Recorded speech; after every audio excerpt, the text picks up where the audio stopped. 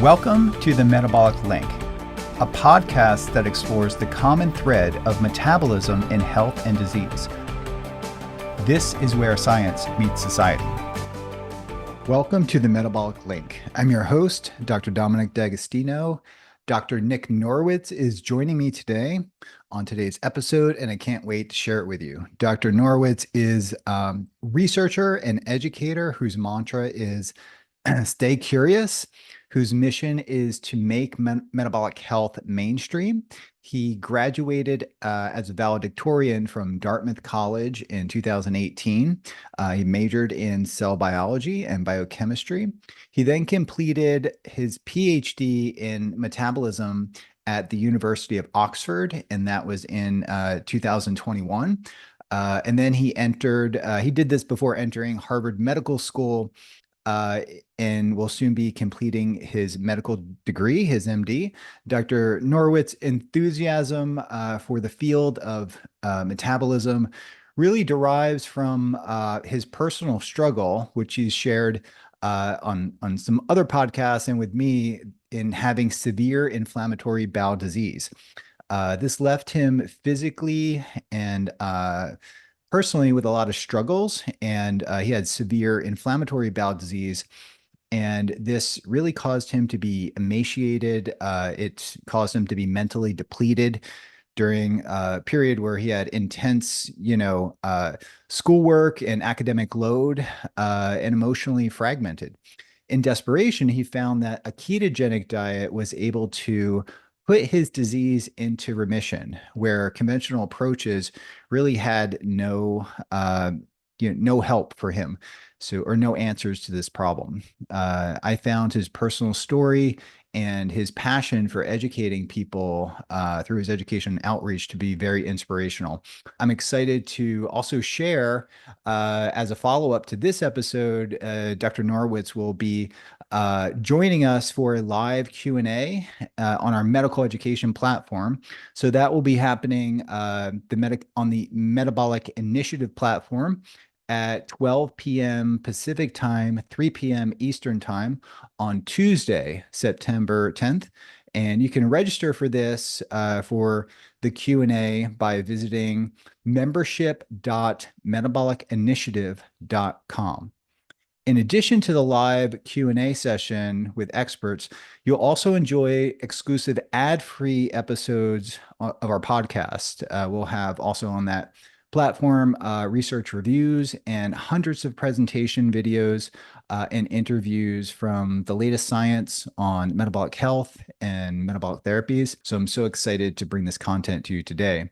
Dr. Nick Norwitz, it is great to see you again. Great to have you back in discussion. I mean, we've had several discussions over the last couple of years. We've been communicating more on this topic of metabolic health, and I know you have so many different topics to talk about. You've been putting out incredible information on your YouTube channel, which I'm glad to see you starting that, and also growing your Instagram page and on social media with education outreach, which is a huge thing for us at the Metabolic Link and Metabolic Health Summit. But specifically, I wanted to cover your thoughts on the future of medicine and where we're going in regards to things like randomized controlled trials and the future of metabolic research. So let's just start there and kind of take it from there. Yeah. Well, first, thanks for having me, Dom. You've been incredibly supportive as I've started to develop a voice in this space. And as those who know me know, I like to be, as I say, productively provocative. So you're teeing me up for a statement I made to you offline, which is, I think the randomized controlled trial is dying. Now, I don't mean that literally. I think there'll always be a place there. Yeah. That's provocative. The randomized controlled trial is dead. Thumbnail, a little tombstone with RCT or a bunch of skulls. Actually, I'm planning a video on this particular topic, so those ideas are already in my head. You might really see that thumbnail. In fact, it'll probably be out by the time this podcast drops. But what do I mean when I say the randomized controlled trial is dying?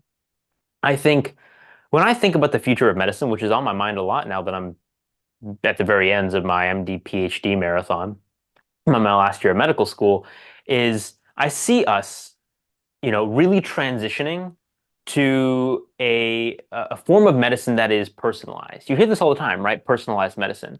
But in order to fully manifest personalized medicine, what we need is obviously like individualized protocols based on individual profiles and physiologies.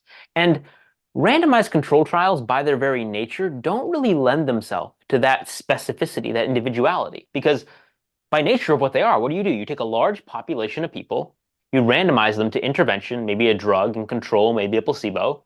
And then what you're looking for is, population-based effects and to reach, quote, statistical significance, p-value less than 0.05. And, that is what's seen as the gold standard. But what that misses is the specificity, the individuality, because there's always going to be responders and non-responders. In fact, the majority may be non-responders. I was reading, I'm trying to remember the guy's name, but it was a commentary from 2015 talking about how even the top 10 highest grossing drugs in the United States help between 1 in 25 to 1 in 4 people to whom they are administered.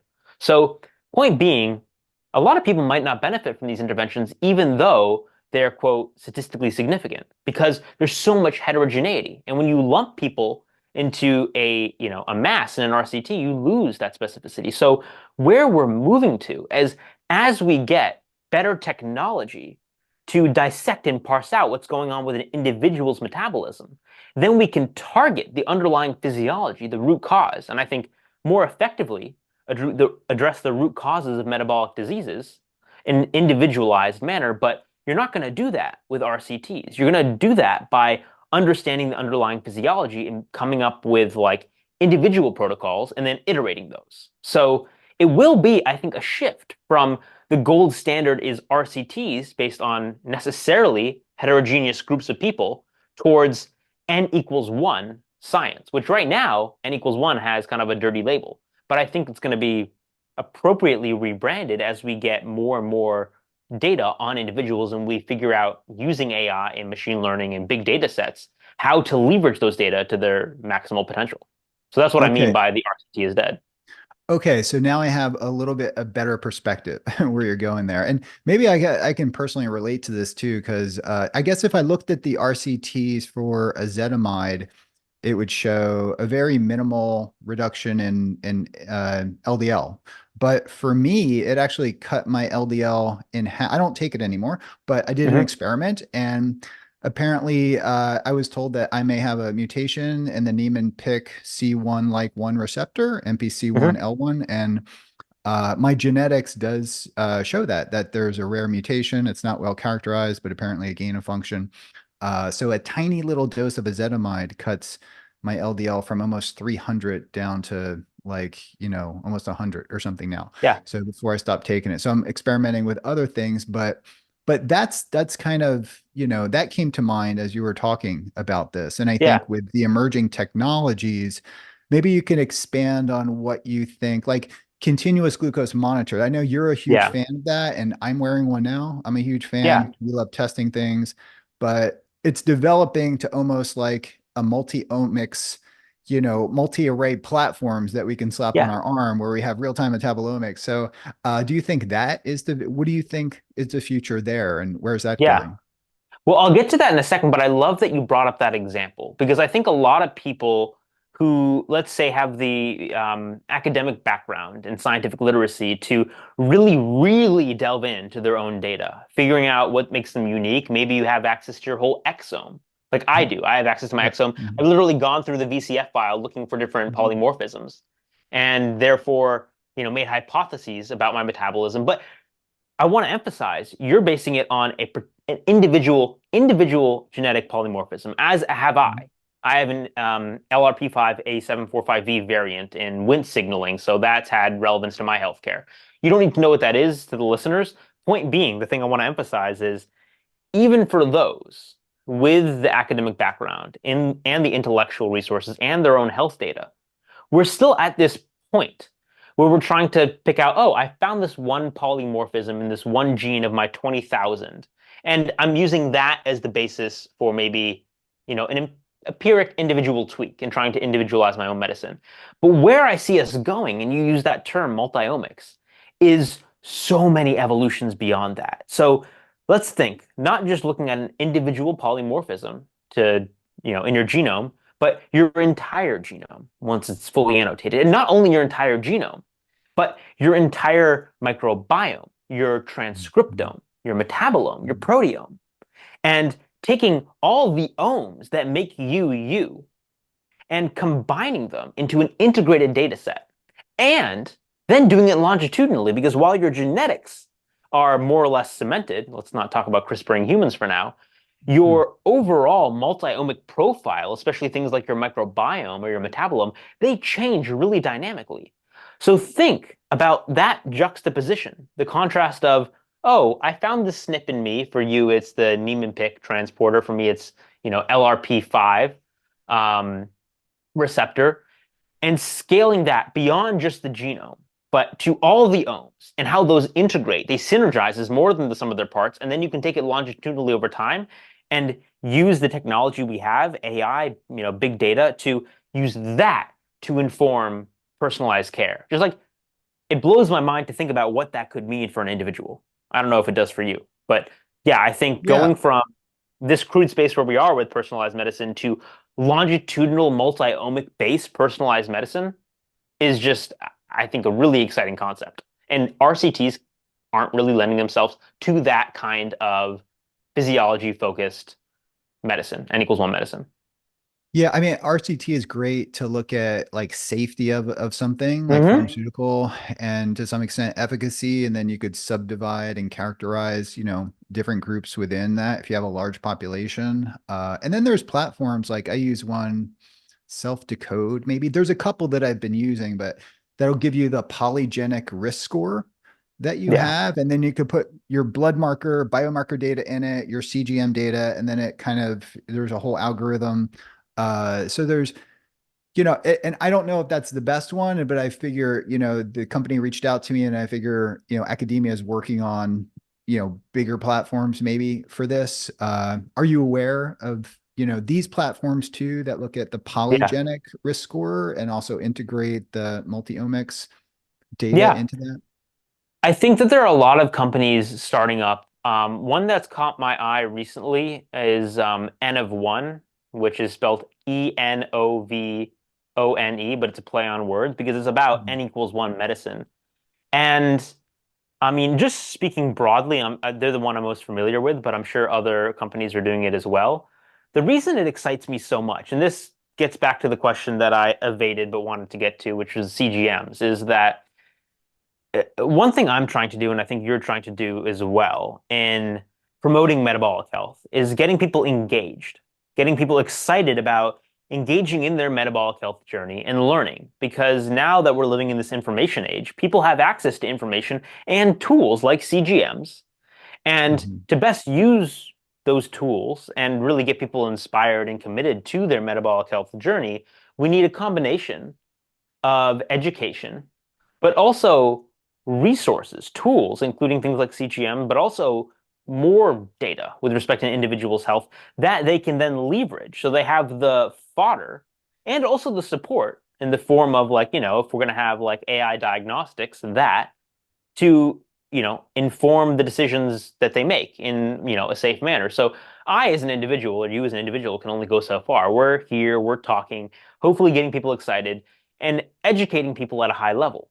But in synergy with that, companies like N=1, I think, are brilliant, because what they can do is provide people with, a crude version of what I think is to come, which is this like multi-omics approach. In fact, they are doing to some degree multi-omics, and then they give people those data with some AI diagnostics. Then you combine those things, and I think there is serious power for treating individuals' health circumstances in a way that has never been done before, and also cutting through the confusion and frustration that pervades right now when people think about their own health problems. Because there's a lot of like confusing and mixed messaging, because we try to generalize a lot. But when you can change the approach and be like, we're going to treat you as an individual, we're going to give you the resources and teachings to kind of at surface level interpret your data, but then really give you your data with proper digestions like these companies are doing, I do think it's going to be a complete revolution in the way that the general public sees their healthcare, and hopefully how conventional medicine sees healthcare as well. As you probably can intuit, I think that cultural shift might be a little bit harder to budge. Mhm. Which, I'm very aware and intentional when I say something like the randomized controlled trial is dying. I'm intentionally trying to Yeah. grate against, sandpaper against the conception of what the gold standard, the hierarchy is in evidence-based medicine. Because I'm being bold here and predicting it's going to change, but I'm intending to kind of provoke this discussion because I think it's one that we need to have. I'd like to take a brief break and say thank you to Genova Connect, who is a sponsor of this specific episode.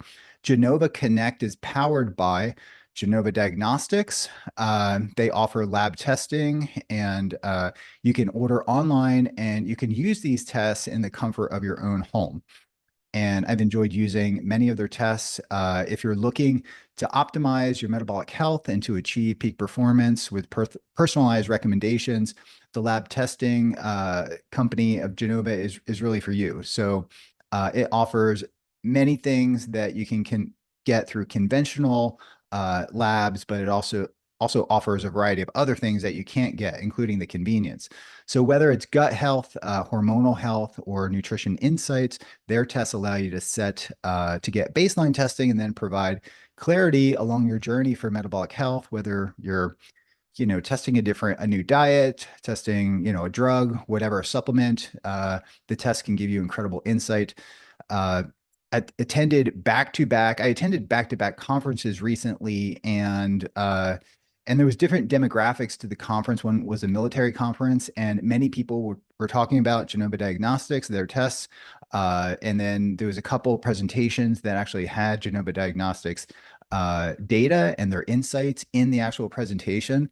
So needless to say that, across demographics and in the metabolic health community, Genova Diagnostics is well recognized as the leader in this area of research and clinical science. So Genova Connect is offering you a 15% off of any of their tests when you use the code. The code is Metabolic Link at gdx.net/the Metabolic Link. So that's Metabolic Link at gdx.net/the Metabolic Link. Now back to the episode with Dr. Norwitz. The general conventional medicine is kind of resistant to these ideas. Even take, for example, continuous glucose monitoring. And I'm an advisor for Levels. I should admit that. But, glucose is probably the most important metabolic biomarker that I can think of, maybe blood pressure, but glucose measured in real time is a snapshot of your metabolism. And if you take that biomarker and if you combine that with not only real time, but even periodic measurements of, for example, insulin and other biomarkers, HSCRP and other things, or continuous ketone monitoring, continuous lactate monitoring, that biomarker becomes exponentially more insightful onto your metabolic health when you kind of look at it in the context of other biomarkers too, and having a single platform where you have lifestyle data, where you track, your diet. I don't like to track macros, but if you track your nutrition, or if you have a wearable that automatically tracks your activity levels and your sleep and your HRV. So that data, in combination, that wearable data is going to be so insightful, and combined with what you're talking about, the multiomics data, it would just be that N of one data would be, you could probably draw conclusions from the pharmacokinetics of how a drug's going to impact you based upon your genetics, based upon your metabolism, your body weight, things like that. You could probably start extrapolating it to different, pharmaceuticals and even diets, of course. Nutrigenomics is a bit off, but that's where there we're are already going. people doing this. I mean, you can. I'll send you a paper when we get off. It was published out of the Snyder Lab at Stanford. where they did longitudinal multiomics on N=1 individual who actually was the PI. And they were talking, the reason I bring it up is they were talking about things like, oh, he noticed this pattern where the multiomics gave him insight into how drugs were metabolized in him at different times of day, interactions that, in him, that exist in him, and also are the basis for hypotheses to study, metabolism in the general public. So I think there's a lot of insight that can be gained. And the example of continuous glucose monitors is interesting. You said maybe it's the most important biomarker. I would say at least it's the most measurable right now. And the reason I want to start there is because there's a lot of controversy over CGMs. I tend to probably fall more towards your side of the spectrum. I think that they're incredibly useful, and I'm really glad. The reason there's controversy now is I'm really glad, but the FDA approved them for over-the-counter sales to non-diabetics. That was back in March. It's a pretty controversial, let's say, change of tone. So it would probably be worth talking about the counter arguments against CGM use. And one that's predominant is that it's just one marker. It doesn't give you a whole picture of metabolism, and therefore it can be misleading. And I bring this up, to jive with what I just said, is whether or not it's the most important. It's the one we can actually measure right now. So I don't have a continuous insulin meter. I don't have a continuous triglyceride meter. I do have a continuous glucose meter, and people can now access continuous glucose meters. So just because you can't get the whole spectrum of metabolism doesn't mean you shouldn't or couldn't measure what you can measure. And then the way I phrased it, I was recently quoted in the BBC covering this controversy, is, your CGM reading taken in the appropriate context, your metabolic context and your, dietary context, is a bellwether for what's going on with your metabolism. Yep. And I think, my argument for CGMs is it's incredible biofeedback to inspire behavior change. So if I'm to pick out one major pro for CGMs, it's that in the right people, self-select people who want to, fiddle with their own data, that it gives you insight that you are constantly engaging with in every moment by virtue of it being continuous, that forces you to introspect on your choices and how they affect your metabolism and the way you feel. So really, it's about biofeedback and leveraging that to inspire behavior change. That's my main argument for it. There are a few arguments against it, which we can go through, including like eating disorders and tool misuse and kind of steering people potentially towards maladaptive behaviors. But I'm pretty public about the fact that I'm for it.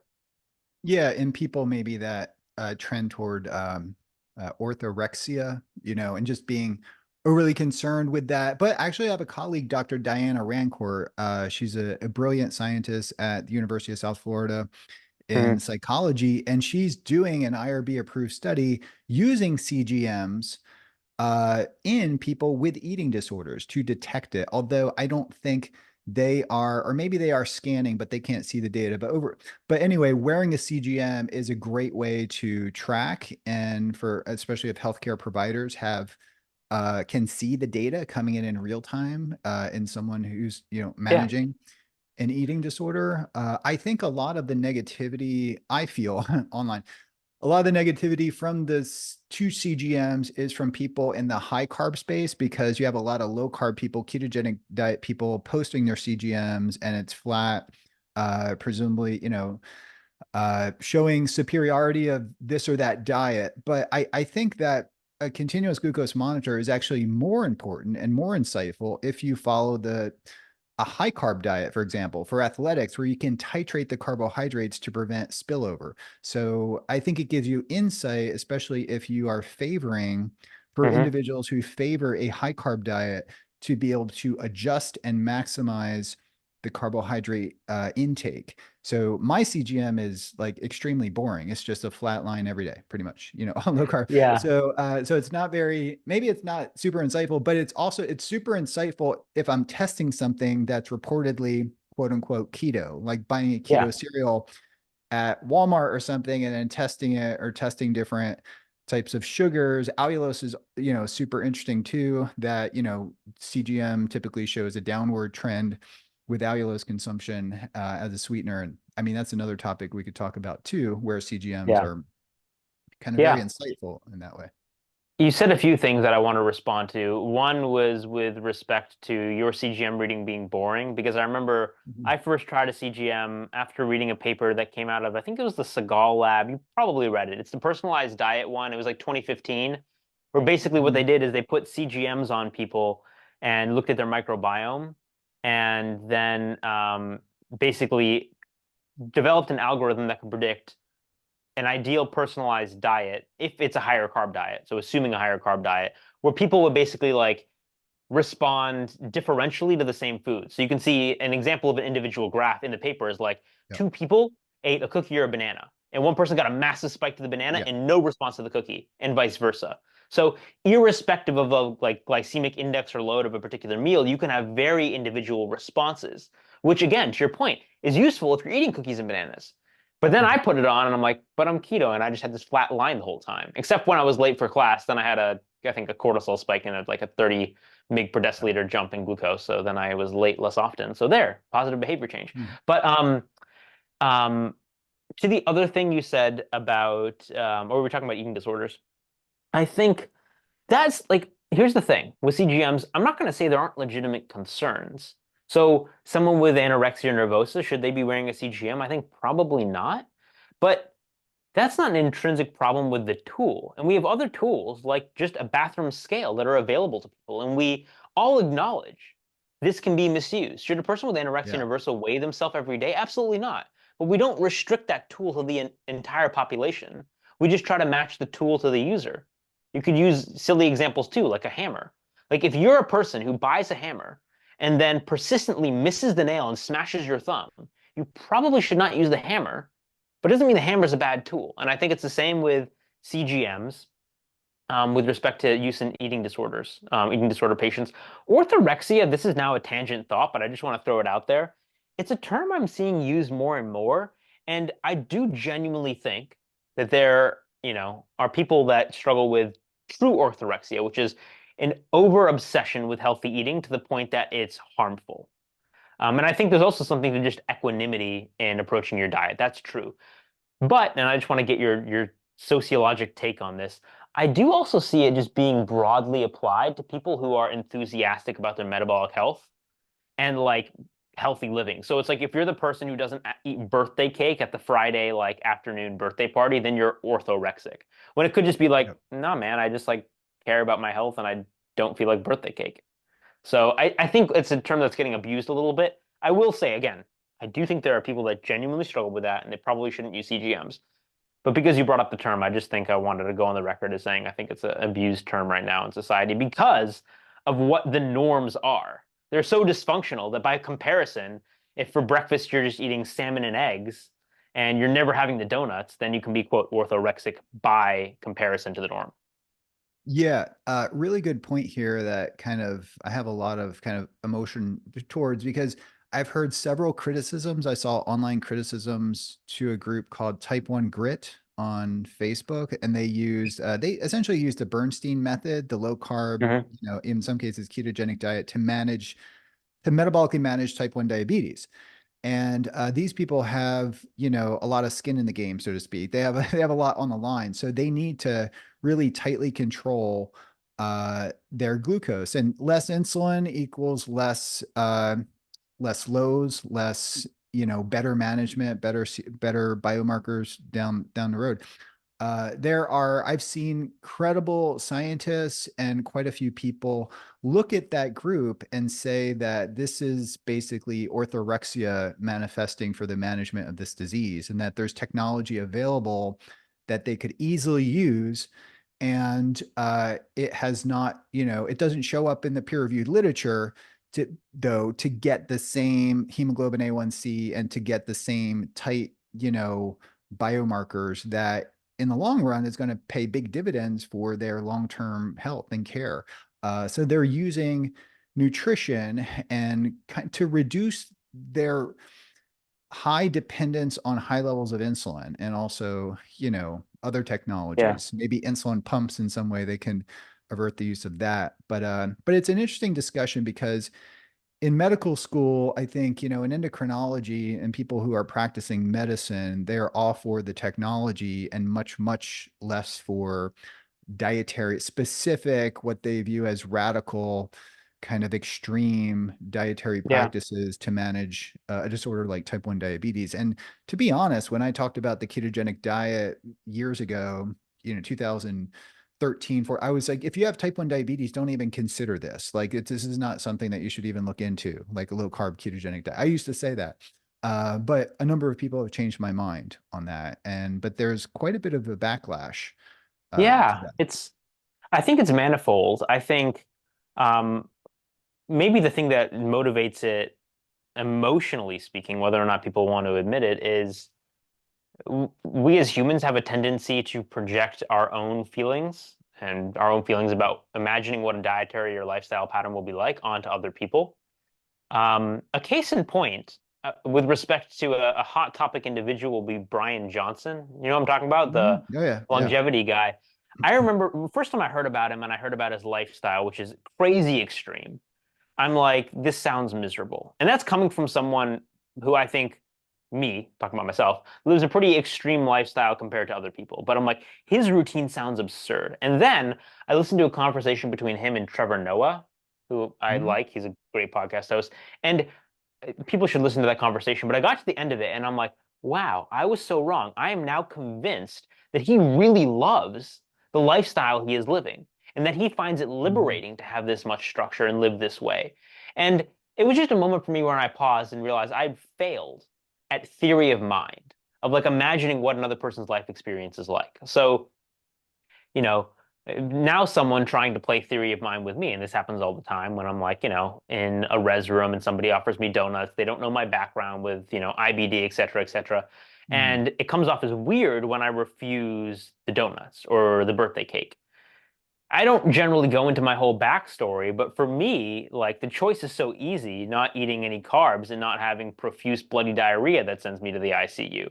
And it's not restrictive, it's liberating. But because people haven't had my life experience and don't have my motivating factors, it's seen as, the thought goes through the head. It's like, wow, this is weird, this is restrictive, this is different. And I think, people with who aren't burdened with certain metabolic conditions don't really understand how liberating and amazing it can be to live even zero carb and Yeah. without it being a problem. But because it's just socially seen as so, quote, restrictive and by extension unpleasant, then I think people don't want to be like putting that on the patient. Do you know what I mean? So it's twisted Yeah. into something that I think is thought to be empathetic, but doesn't also give somebody the chance to toy with that as an option. And just because I have the tendency to ramble, I'm going to pause for a sec, but I want to pin something else I wanted to talk about that you brought up was the absence of evidence with respect to CGMs for these conditions, because I think that's a Mhm. really important thing. And in the list of reasons against CGMs, it's really eating disorders, misinterpretation of the data, which we kind of hit. Eating disorders, yes, you should target the right patient populations. Misinterpretation of the data, well, we should just educate people on how to use the tool rather than restricting the tool. The last thing is, well, there aren't data showing CGMs improve outcomes in healthy people. Now, you probably know my opinion on that, so I'll Yeah. let you start with yours.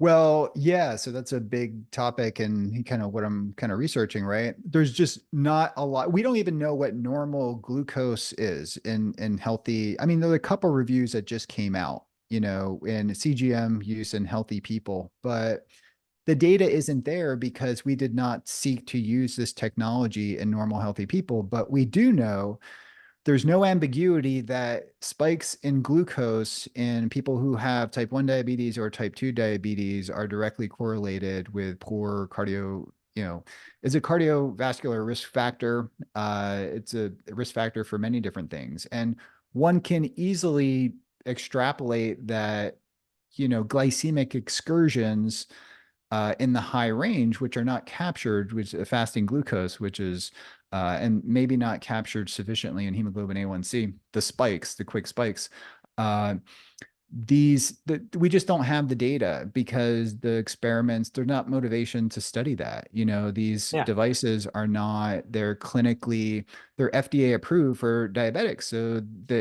the motivation has not been there to do the large research databases to basically show that. And Yeah. I think to the credit of Levels, they're capturing a lot of data now that I think will support that healthy glucose control will lead to better biomarkers, which correlate with longevity and health. Yeah, I tend to agree. I want to take a few moments to say thank you to Timeline Nutrition, who is a sponsor of this episode as well. Timeline is a Swiss-based life science company and a global leader in urolithin A research. They've spent a decade or more doing research on MitoPure to bring this to the market. MitoPure is the first product to offer a very precise dose of urolithin A.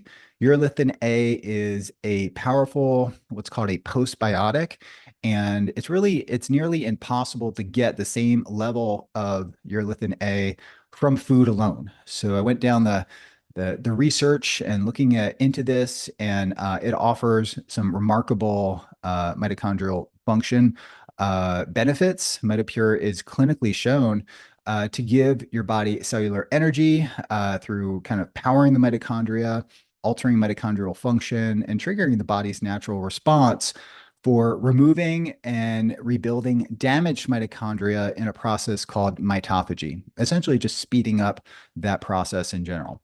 I've reviewed the science and I've personally tested this product, and I would say I would add it to the short list of about 6 supplements, just based on the research alone, like on PubMed, the top 6 supplements that I would recommend. And Timeline is offering 10% to our listeners, 10% off of your first order of MitoPure.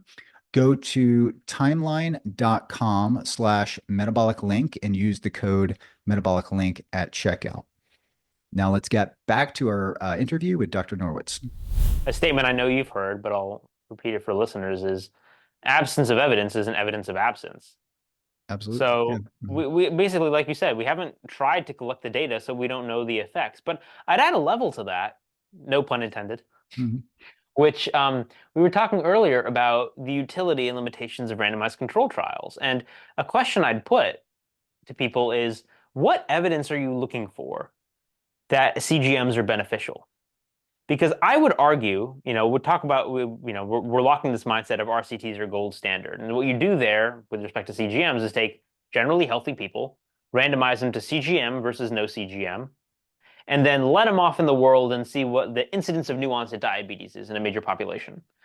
It'd be an interesting trial. Maybe it would have positive effects, but even if there were negative effects, like, that's not the question I think that we should be asking, because it's an optional tool now that's over the counter. Like, nobody's forcing people to use this tool, just like nobody's forcing people to use a bathroom scale. So I actually care a lot less about what the results of an RCT would show, which, again, to our earlier points, you're clustering a lot of people that are very heterogeneous with respect to metabolism, but also motivation and resources. So what I care more about than RCT data is, what does someone who is motivated already, self-selecting, you could say, how do they use the tool, and what is their experience with the tool? And for that, we already kind of have the anecdata, which, again, flipping the script, I don't think that's a dirty term. Here, I think it's the most important term. We have people saying, I tried this, and I had a really positive experience, and it motivated me to cut out soda, cut out candy, do X, Y, and Z. Those are the people I care about. And maybe in a large-scale RCT, those, quote, outliers would kind of get washed away and you wouldn't get statistical significance. But again, this is a tool that can be used by certain people. And we already have people who are saying, this is incredibly beneficial to me, and here were my results. So I think providing the tool to those people in conjunction with education on how to interpret the data they're getting is something that absolutely should be available to people, irrespective of whether or not we have an RCT powered for outcomes, which honestly I think is less relevant than people make it out to be. Yeah. I mean, I think you describe it's a behavioral tool that gives you actionable data and actionable insight into the types of food, the quantity of foods to avoid, foods to eat more. I guess in certain contexts that could be as a behavioral tool that could be a negative thing if you're reinforcing a negative behavior like not eating or or calorically restricting to maintain a hypoglycemic state if the thought is that's going to keep your body weight low. So in those specific cases, it can be negative. But like you said, kind of the hammer analogy or the scale analogy for someone with anorexia. So these tools are there, and it's up to the general population to use. I mean, it's relatively speaking, it's very little harm and a very, very powerful behavioral tool that can help you improve your existing health rapidly. And then if you already kind of metabolically optimized, you could further tweak it to titrate in. If you're even on a high carb diet, actually, I think that's where they're most useful. You could titrate in the carbohydrates to prevent, persistent hyperglycemia or spilling over or whatever. Yeah. I think the point that they can be misused is something that we should just acknowledge. Again, beating a dead horse here, but like any tool. And that's an opportunity for educating people. It's just because this is a new tool that's available that I think people are gun shy. But you could draw an analogy to basically anything. I'll draw an extreme example just because I like to be provocative, but it just popped into my mind. If people are of the misperception that, hypoglycemia or lower glucose is better, you could end up in a state, like you said, where nobody will eat like any carbs, blueberries are poison, don't even exercise because exercise boosts blood sugar if it's high intensity. That's an extreme example that I see people draw. I've seen healthcare practitioners say, oh, now my patient won't exercise. And what pops to mind is like, this is kind of absurd. First of all, I've never seen it happen. Second of all, while it could happen, then you want to educate someone. But again, you can apply this to almost any intervention. So if the message goes about that lower LDL and lower ApoB is better, if you have a patient on a statin, 20 mgs Crestor, maybe that they want to get their biomarker better, so then they like pound 100 mgs per day Crestor. Would that be a good thing? I don't think anybody thinks it would be a good thing, but you don't draw that out as an example of how this tool, be it a statin or be it a CGM, can be misused, because we just acknowledge that any tool or intervention can be misused, taken to an extreme, and we try to rein in that by providing people with the education they need to use the tool properly. It's not that complicated. Mm-hmm. Yeah. And for me, I mean, all great points. And for me, it's a tool that reinforces positive behavior. Like yesterday, I worked all day, came home, I worked out, and my glucose kind of shot up because I worked out. I did squats, which tends to, if I go over a certain heart rate and anaerobic threshold, I do see a physiological healthy rise in glucose. And then I ate a large meal, I ate dinner, and then we always go for a 15 to 20-minute walk. And looking at the CGM is a great tool that validates a complete abolishment or significant attenuation of the postprandial glycemic response. And for dinner is my biggest meal, for example. So I actually see a decrease in that. And I think it's pretty favorable because I work out, I eat protein and I eat food. And then the circulation that happens when you go for a brisk walk is moving that food and circulation, the amino acids. In my mind, it's anabolic because, you stimulate, muscle growth by targeting the muscle, and then you eat. And I don't think this has been validated, but I know Gabrielle Lyon sort of has some opinions about this, and maybe I talked to Lane about it too, that like low intensity cardio after a high protein meal is increasing circulation. The circulation is going to those muscles that you worked. So I always thought of like the post workout meal and then light cardio after is not only active recovery, but also anabolic in that way. And it attenuates the post-meal hyperglycemia completely. So very simple things like that you see with a CGM that you otherwise would not know the benefits of. Yeah, my mind is now locked into scientific communicator mode, so I have a thumbnail in mind already with big text, the anabolic walk, with feet just walking on the bottom. So if anybody sees that on my channel, know that it was Dom's idea originally. But no, it's true. But not only that, you can bait people and bait their curiosity in conversations like this on YouTube channels. But then you're right, it reinforces it and helps people internalize that metabolic knowledge and transform it into actual behavior change when you see those things in yourself.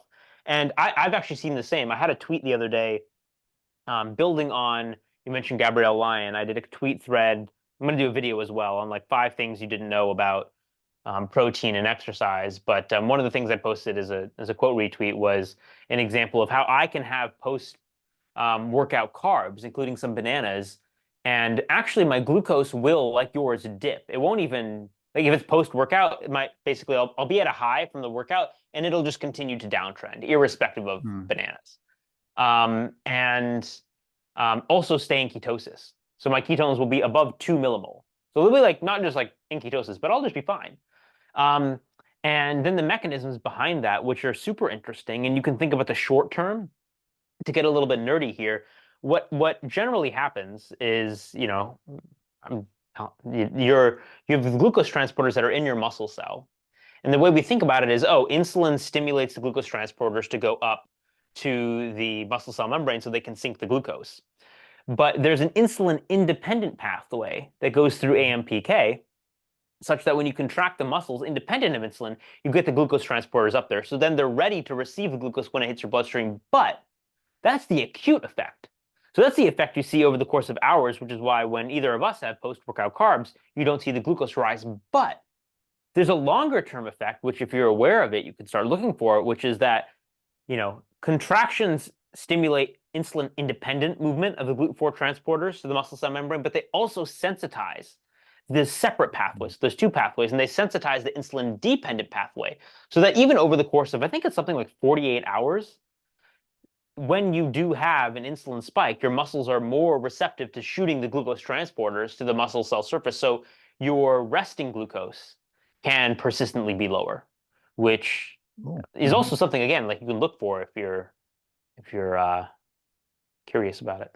So yeah, so an acutely produced but protracted in the way that, you know, it has a biological effect for hours after or days after. Yeah. So if you have like routine exercise, you get the post-exercise benefit, but then like the chronic benefit of just having insulin sensitized muscles. Yeah. Which is pretty cool. Yeah, I like to do I guess they're called dead hangs. Like after I work out, I'll just jump on and stretch. And yeah, I've always known that, you know, I remember seeing just like journal articles of just like birds when they hang them and they just like stretch the muscle, it leads to hypertrophy and things like that. But the stretch reflex, the stretching in and of itself is kind of anabolic. But in my mind, I always thought that it was translocating glucose receptors to sort of the muscles of the back and everything too. So it's sort of my theory. Yeah. I think it's validated somewhere in the literature, but you can validate anything if you go to the literature, right? So yeah, you can always find something. But no, there's a lot of cool stuff. As a random tangential aside, did you know about I was reading about the thermic effect of food, which is people talk about it with respect to protein. You'll see where I'm going with this in a minute. But where, you know, protein costs more calories to digest. Therefore, for like say 100 calories of protein, you know, you burn a larger fraction of it than from carbs or fat. That's what they refer to as the thermic effect of food. And it's considered a metabolic advantage of protein. Did you know about the interaction between insulin sensitivity and the thermic effect of food?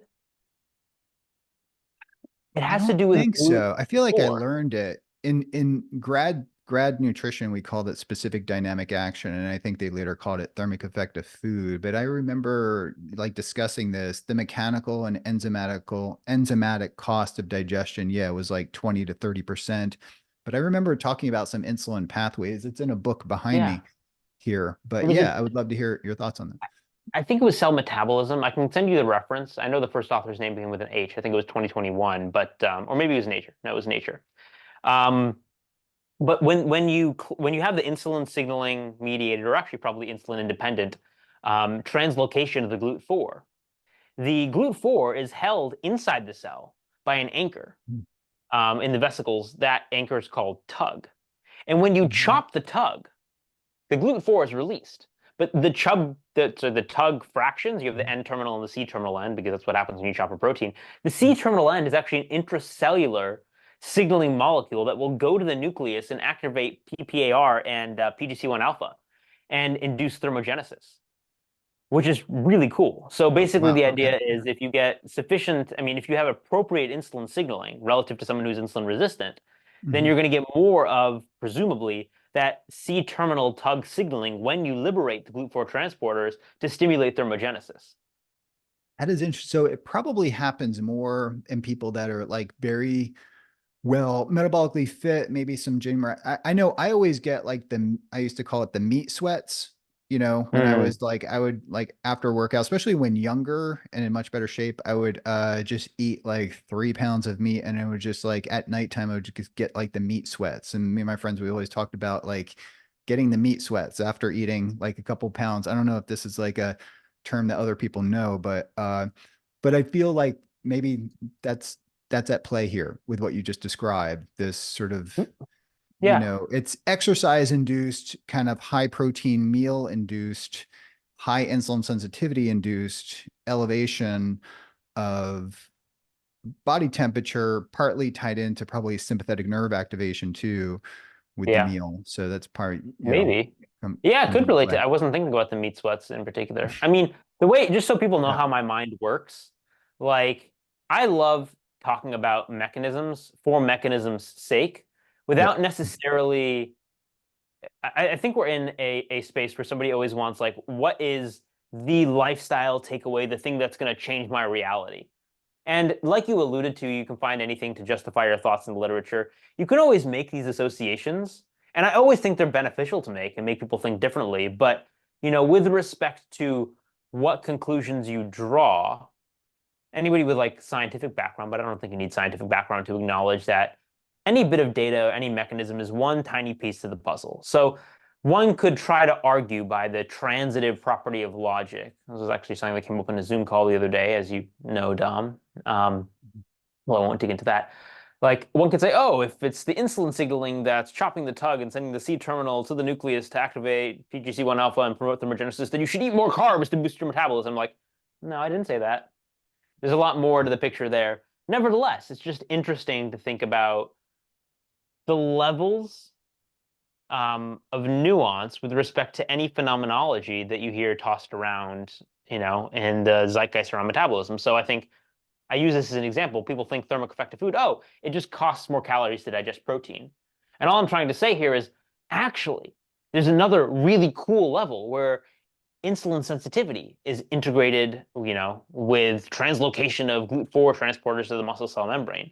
Why does that happen for, evolutionary basis? I'm not here to tell you that. I'm just saying that there is usually another level to the metabolic complexity, which I just enjoy going there. I don't know if other people do.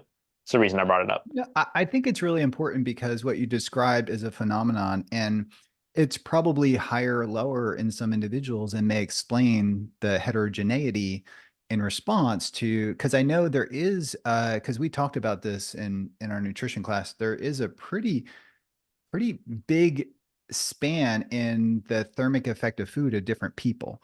And Yeah. and that could be it's likely, ties into many multifactorial, but uncoupling proteins and things like that. But it likely ties into this mechanism that you're talking about. And, that may be amenable to pharmacological manipulation, diet Yeah. manipulation, exercise manipulation, that we could move the lever on that important mechanism.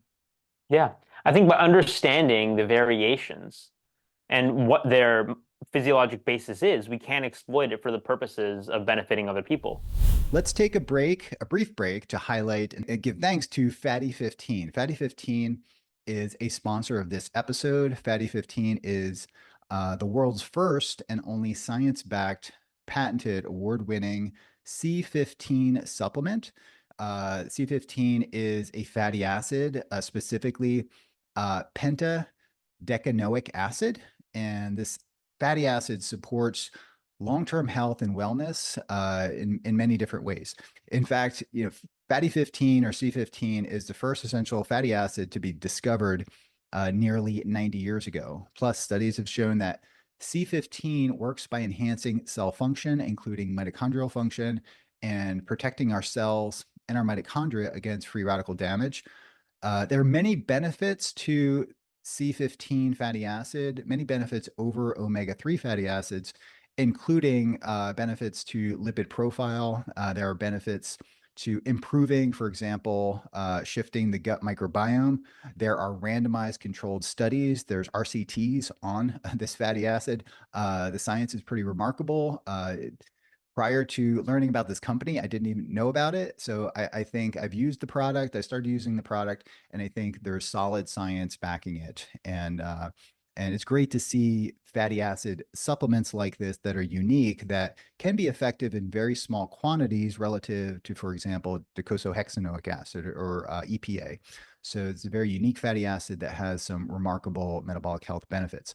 Fatty 15 is giving you an additional 15% off of their 90-day subscription starter kit by going to fatty15.com/metabolic link and using the code metabolic link at checkout. Now let's get back to our interview with Dr. Norwitz. When you're talking about variability with respect to thermic effect of food, there's like great data, for example, on non-exercise activity thermogenesis variability with overfeeding. Even in the 90s, I think it was Science by Phillips, 1999. I hope I'm quoting that correctly, but there was like a 10-fold variation in fat storage with overfeeding on a mixed diet by 1,000 calories. 10-fold variation. That was accounted for mostly with respect to non-exercise activity thermogenesis. So some people, when they overfeed, like if you feed me a bunch of extra calories, I literally just bounce around. I get kind of hot, and I'm pretty resistant to gaining weight. My dad, my brother, they're the complete opposite. So why does my nervous system and my body respond that way? I don't have an answer, but point being, if you acknowledge the heterogeneity, then go looking for the answer, you might be able to figure out why some people benefit and then exploit that for the benefit of others. Another example, actually, you'll find this interesting. I'll send you the paper. It's brand new. It's in Nature Metabolism. It was out, today's the June 28th. This was June 27th, 2024. It went online, so it's brand new. But it's ketogenic diet-induced bile acids protect against obesity through reduced caloric absorption. Talking about bile acids that change as a function of, it's actually a conjugated towering bile acids, but basically how they affect fat absorption. And the interesting thing is part of the axis has to do with carbonic anhydrase inhibition. And carbonic anhydrase inhibitors are drugs that are used clinically. And they can have weight loss effects, and people don't know why. And so then the paper like this comes out, and you're like, oh, maybe it's affecting bile acid profiles. And then the question is, can we get a bile acid profile on this patient? And then, in determining what medication we're giving them, work it into the algorithm. Oh, they're overweight. Maybe they have a little bit of benefit from metronidazole or something. I think that was one of the drugs mentioned in the paper. Don't quote me on that. But bottom line, I think Diamox is one for altitude. Yeah. So it's actually acetazolamide used for epilepsy and stuff too. Yeah, I know. I think what do they mention in the paper? Now I can go peek at it. But yeah, it was really interesting. CAR inhibitors, anti-obesity effect. Anyway, the bile acids were TDCA and TUDCA. I was reading it just on a walk before we got on this podcast, so it's relatively fresh in my mind, but I don't even remember what medications. Point being, and now I'm getting tangential, understanding variation in the human population and then the underlying physiology is knowledge you can leverage to help other people. Yeah. It's interesting that there's heterogeneity within your own family. You mentioned your dad and your brother. And I am of the opinion, or we're kind of the biased opinion, because we're looking at beta hydroxybutyrate induced epigenetic regulation. So beta hydroxybutyrylation specifically, I'm of the opinion that exercise and things that we do at the critical age, especially, and I think maybe Nick, you were a runner, like in the teen years and early, that is producing profound epigenetic effects that carry with you later in life. I mean, I've seen over and over that, especially kids that were runners and stuff, the kids that were very athletic when they were younger, that can carry over. They tend to stay very lean. I mean, sometimes not always the case, but because it depends on if they continue to follow that lifestyle. I think there's a lot of epigenetic regulation going on that needs to be studied. Probably. What I'll say is I've definitely always been an active person and definitely diverged from my family. But I was always pretty resistant to weight gain, even as a little kid. Like both my brother and sister had kind of like chunky phases. I was always skinny. I've never been, and then that was like there was a time even when I was young when my parents would like not force feed me, but go me into we go to like Friendlies. My dad's like, you can't eat that 12-person ice cream. I'm like, I got this. And so it might just be me. Although I did get when I got my exome sequenced by Veritas and got it a report on it, there was an obesity section and it said I was high risk for obesity based on these SNPs, which we kind of laughed at Wow. because Well, do you think the GI kind of issues that you resolve with ketogenic factored in there as far as, nutrient I mean, absorption, caloric absorption, things like that? potentially. So I got one of the things that predisposed me to ulcerative colitis was as a neonate, I had a high fever, so I got IV antibiotics, which Mm. can screw you up for life. I think there's like a 500% increased risk of ulcerative colitis if you get IV antibiotics as a neonate. We know now. But could that have set my microbiome up such that, I'm refractory to weight gain? Possibly. I don't know. I think a lot of these things currently they're mysteries. But what I'm saying is moving forward with these like multiomics, we're going to get insights into people with physiology like me versus my family, or my dad and my brother, and be able to, parse what makes me, despite being genetically very related to them, so different phenotypically. So that kind of understanding is coming, and then we can leverage it to help people in general. By the way, I did find it was methazolamide and topiramate were the CAR inhibitors in the Oh, paper. I yep. think I misspoke. Too many M drugs on my name and I'm on my mind, and I'm dyslexic. Um, so You guys have anyway, to learn so fact many check myself. drugs. It pushes everything out. Geez, there's And like and you only 70. learn the generics for exams, Yeah. and then you get into the Mhm. hospital and Yeah. they're using the brand names, and you're like, please just like I don't know. So that it all gets mixed up, and yeah, no, dyslexia has not helped. Sometimes I Are you misspeak, sick but of I that have by this. now? Am I sick of it? Yeah. Yeah. I'm a little bit sick of Of it. I'm medical learning to cope. education. Yeah. Oh yeah, I mean it is what it is. Maybe let's What talk I'll say is about a little bit about, I have a yeah. pathological issue with fact checking. Like if Yeah. I said something now, I said I don't even remember what the M drug's name was like, but I'm pretty sure that's wrong. And if I don't figure it out now, I'm going to be kicking myself.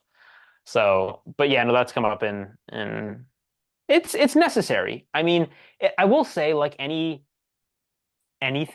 in studying medicine, the beginning.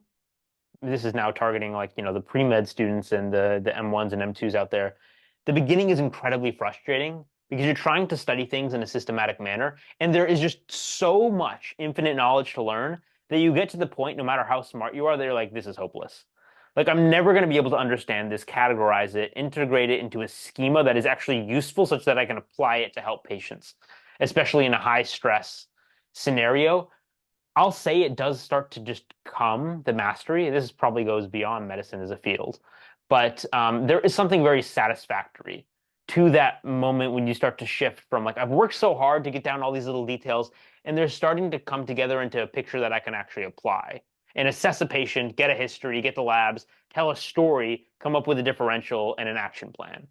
So Mhm. it's frustrating, but I think it's also very gratifying once it starts to come together. Again, probably a truth that is beyond medicine. Say you're trying to learn an instrument. Like I'm terrible at instruments, but I can imagine, you're trying to like learn guitar, the chords, a little irritating, laborious at the beginning, but then you get to the point where it comes together and it's very gratifying. So there's Yeah. something to the learning process of just trying to have to slog through the beginning and then Yeah. get to a point of And I satisfaction. think if and I'm sure you do, just, the deep basics of physiology, in particular metabolic physiology. There's courses now in physiology, but they're or in nutrition, but they're like nutritional biochemistry. But Yeah. I think there needs to be courses on nutritional physiology or metabolic physiology. I don't think, a lot of courses focus on like, the biochemistry of vitamin K or something. But I think Yeah. understanding and there's a book, Fran, that's by an author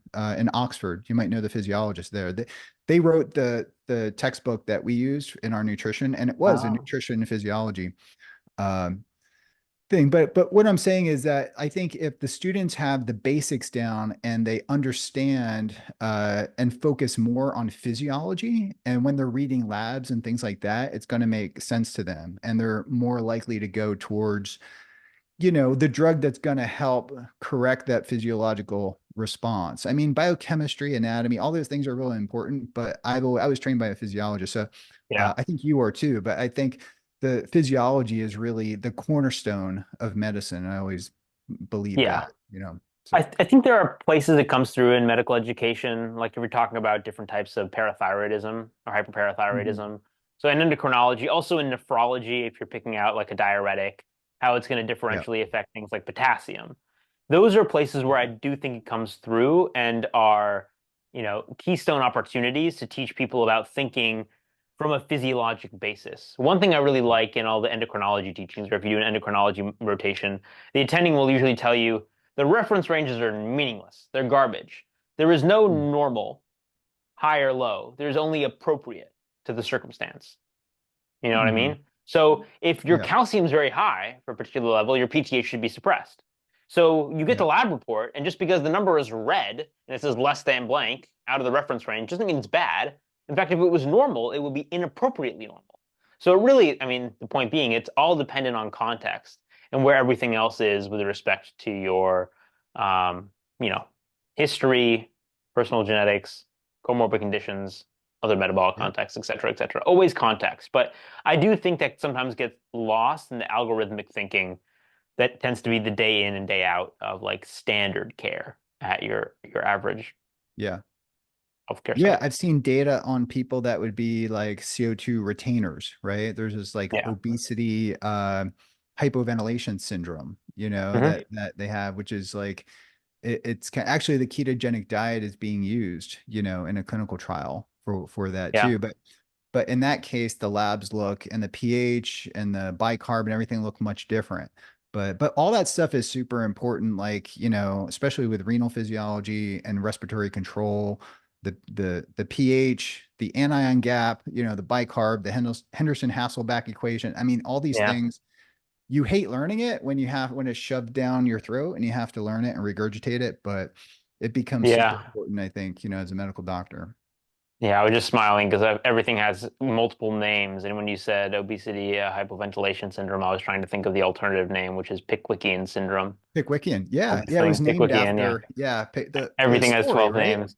Yeah. The book. What? I There's don't like, know. I don't know. I was like, would it be yeah, fair to put Dom on the spot? It's like, do you know why it's also called Pickwickian syndrome? I thought that was an unfair question, but if you know the answer, tell me.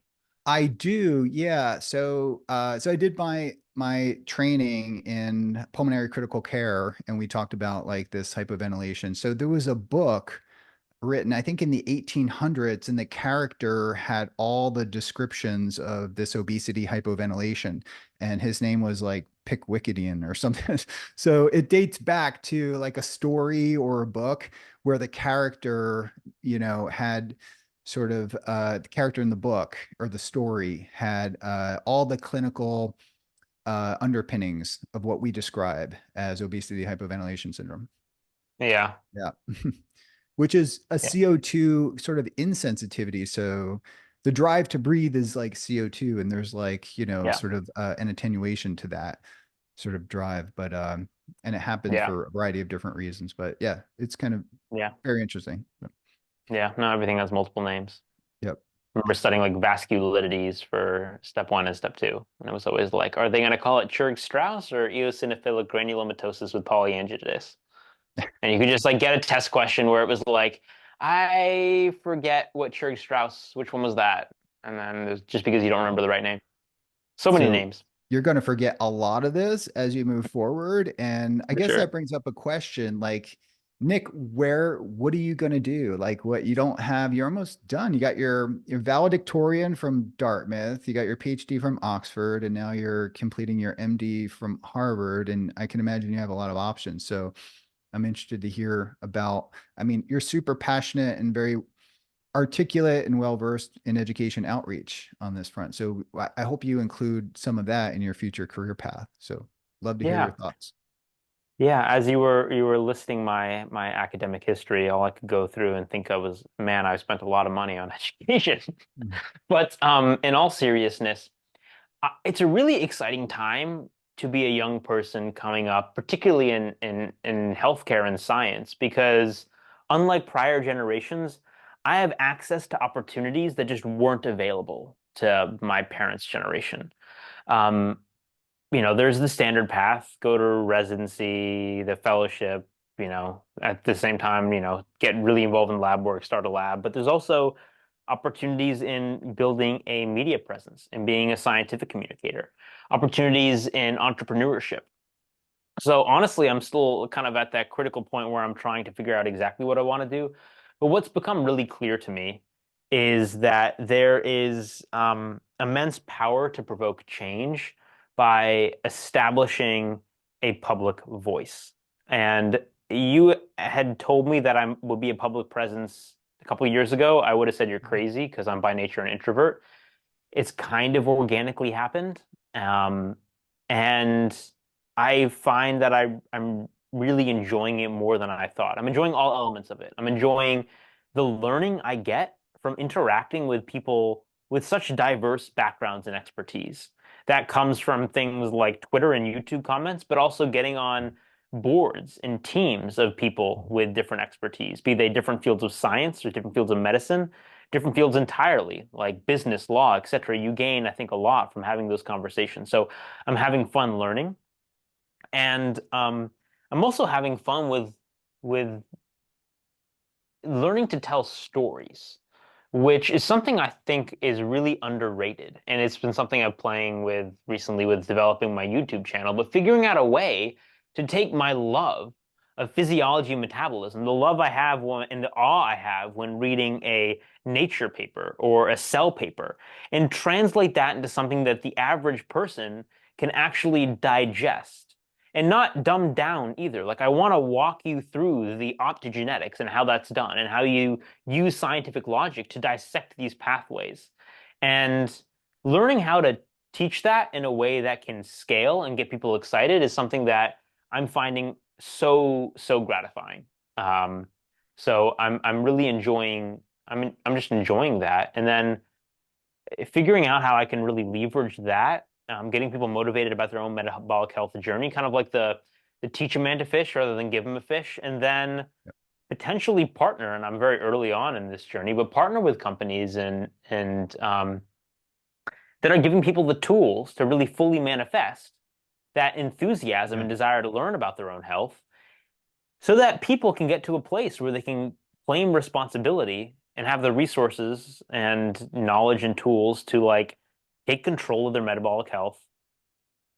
And I'm sure you've worked with a lot of people, but you know that moment when you see the light go off in someone's eyes when they realize that they actually do love learning and they do love the journey of investing in their health, and you just know I got this person and they're going to soar for the rest of their life. They're going to have a great quality of life. Their health is just going to continue to ascend as much as it could, or at least not descend. And you realize you've done more than that person than you ever could by prescribing them a drug. Yep. And figuring out how to do that, because that's what uplifts me every day, gets me excited, is what I want to do going forward. The exact path isn't clear to me. What I would say, and now this is almost my elevator pitch to those listening as to why I'd like you to follow me, is that there are people that are very knowledgeable and established who have run labs, who have even won Nobel Prizes, who, have decades of clinical experience, and I get to work with those people, and it's a privilege. But those people, while they're malleable to an extent, I'd like to think that like I'm at a point where I am so ready to grow and evolve. And while I want to be a teacher to those listening, I also want to use their feedback as data and want people, and I guess what you could call our metabolic health army, to join me and help mold me, because I'm really excited to grow and evolve and learn. And I think everybody listening and engaging with us, basically what the offer is to them is like, I want your help in shaping me, because I'd like to be here teaching and speaking for the next 50, 60, 70, 80 years. I'm at the very, very beginning, and it's just exciting. So I can bring teachings and enthusiasm, but I also want it to be a reciprocal process. Well, I'm excited to hear that, because it's really important to have people like you. I mean, we do have influencers out there that have grown tremendously. I mean, we have Rhonda Patrick, who may have been kind of like one of the first ones, and then Peter Attia and Andrew Huberman. I mean, these are all top-notch minds and academics. And medical doctors, in case of Peter, that are spearheading this education outreach phenomenon. And my students are listening to the podcast. They're much better for it. And I think the content that you're already putting out there and plan to put out there is going to be extremely useful for especially students and, who are trying to find their path and navigate, but also probably more importantly for the broad population who can benefit from the metabolic insights that you have.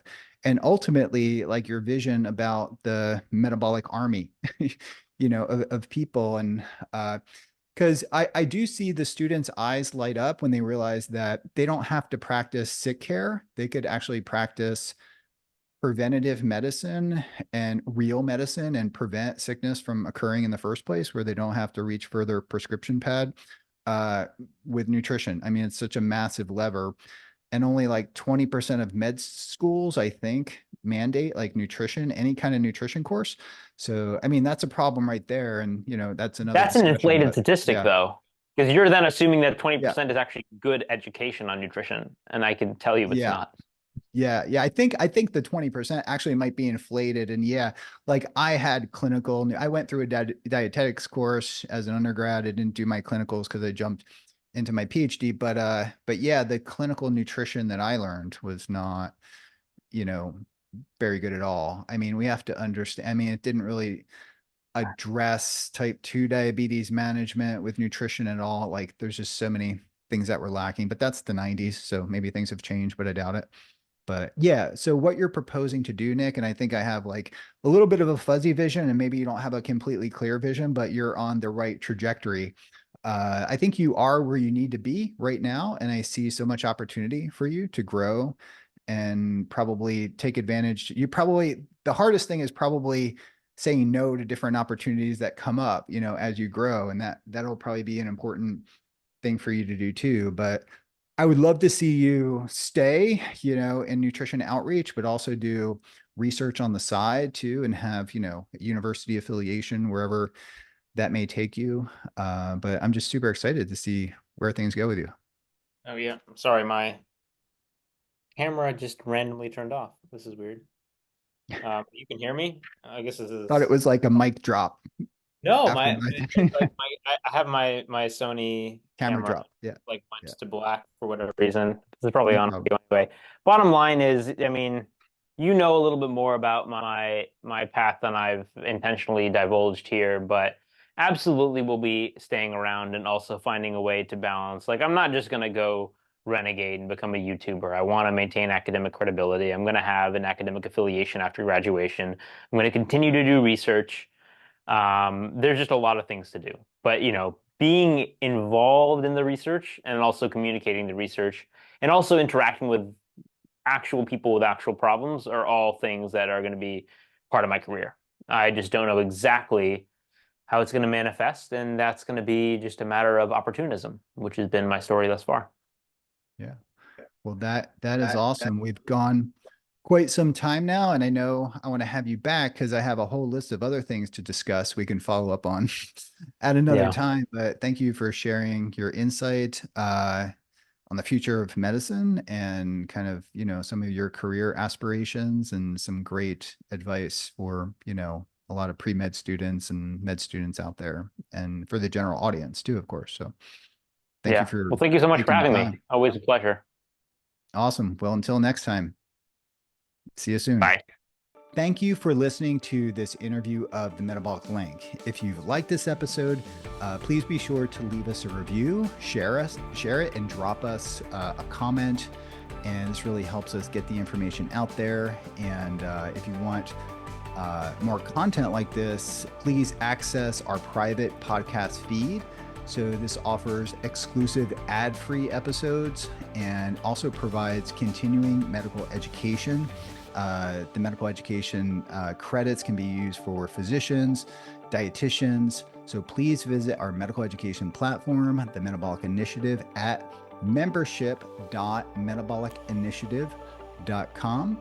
Your first 7 days are free on that platform. And don't forget to register for our live Q&A with Dr. Norwitz on the platform. And this will be for September 10th. Thank you again for tuning in. Do you love learning about metabolic health? So do we. It's why we created the Metabolic Initiative, an online educational platform providing evidence-based education on metabolic health and therapies for healthcare professionals and the general public. By joining the Metabolic Initiative, you'll gain access to hundreds of expert lectures, interviews, panel discussions, and even private episodes of the Metabolic Link. CMEs are available. Go to metabolicinitiative.com to get started. And as always, thank you for listening to the Metabolic Link.